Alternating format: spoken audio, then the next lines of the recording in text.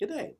In this first edition of TyTalks, we look at education and education issues and innovation, which has really become one of the big things in education, and I love. We're going to talk about asynchronous learning. Of course, synchronous learning is on time. It's 8:30, and students are right in front of me.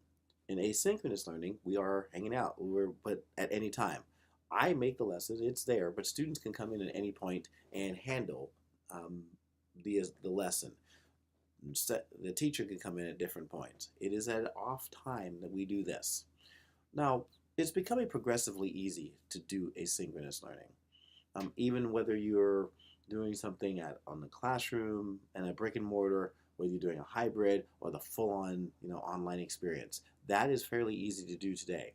But we're finding out that this asynchronous learning thing can greatly benefit any environment and education. For example, of course, with online, it's got to be anytime. If you have a particular state situation, yes, you might be able to be in the same time zone, but you might have a student who's going to work on his English class earlier in the day, later in the day, maybe even the evening. Some students work well at night. My high school students, pretty much, I love the assignment times, uh, 10 o'clock, 11 o'clock. I have high school students who turn in assignments at 1 o'clock in the morning. They should be asleep, but hey, they're doing it. It's a great opportunity for students to review. Is student sick? There's the assignment. Students on an athletic trip or visiting a college, right there. Snow days, really great idea. And with Schoology, Canvas, and Moodle, Google Classroom, it's not difficult anymore to have an asynchronous learning environment. It also allows for differentiation. You can refer to for students for support.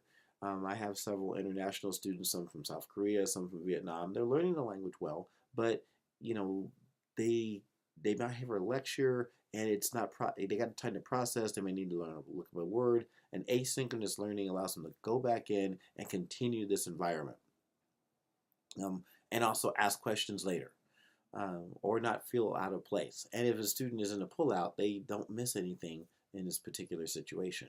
Again, review of materials, especially for AP classes. I construct a lot of my materials in my AP materials now on Schoology. So realistically, my students don't, realistically, if I had to add just a little bit more, they don't even have to come to my class. Right? But I'm not trying to let them do that, at least right now, but that's in the plans. But they have a chance to go back through. They have the exam coming up. They can go back and review certain lectures, notes, videos at any point in their learning. If they forget something, or if they're doing a project, they can go back in and check it out then. And I feel that's a really good idea. You have, of course, alternative assignments that you can do for students as well. You can add different assignments in that differentiation style. Teachers, let me tell you, this is an easy way to archive a lesson. Great way to make a portfolio if you need it for down the road. So that our asynchronous lesson planning, hey, it greatly benefits us. Replacing chunks. So here's an idea. Replace chunks each year. So let's say you have this particular lesson, you want to make it fresh. Just change even one little thing in each part, and you just got something new, innovative, and up to date. Imagine districts eliminating snow days. We've had 10 of them here in the Portland area last year. But several schools, especially smaller schools with private environments, Beaverton the School District that tried a little bit of that, but private schools it's a little bit easier to do, but not too difficult in the future with what we're doing. We had digital learning days. That kept us from having to go to school an extra week and a half, where other districts, they were in almost to July. That's not fun here in Oregon because, quite frankly, it's raining right now. But when that sun comes out about late May, people want to be out of here. So get these digital learning days in place. This does take practice.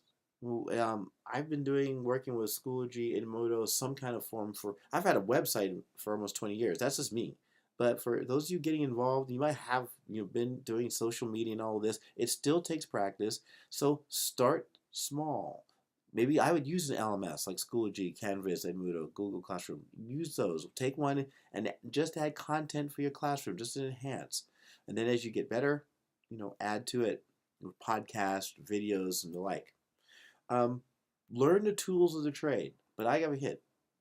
Take one tool, learn it well. There's a bunch of them. Don't try to learn them all at once. Take a tool.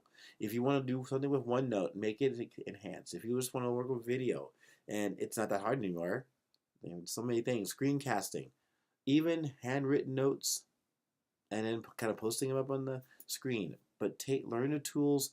There's a plethora of resources out there to teach you them. But hey, take the time, learn them one by one. It's Kerry Tyler talking to you. Have a good day. It's good chatting with you.